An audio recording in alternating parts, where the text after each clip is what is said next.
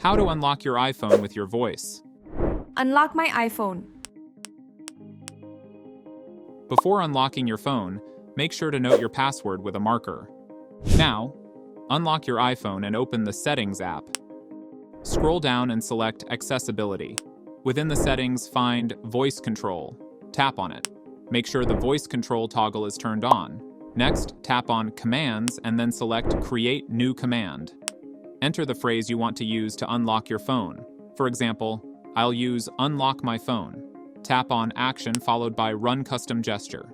You'll see a gesture screen where you need to input your passcode. Remember, the screen won't show you where the numbers are, so you need to use your passcode marked positions to create an action ahead of time. Perform the gestures that correspond to your passcode. Once you've set up your gesture, tap Save and exit the settings. Now lock your iPhone and try saying your voice command. For us, it's Unlock My Phone. Your iPhone should unlock if everything is set up correctly. And that's it.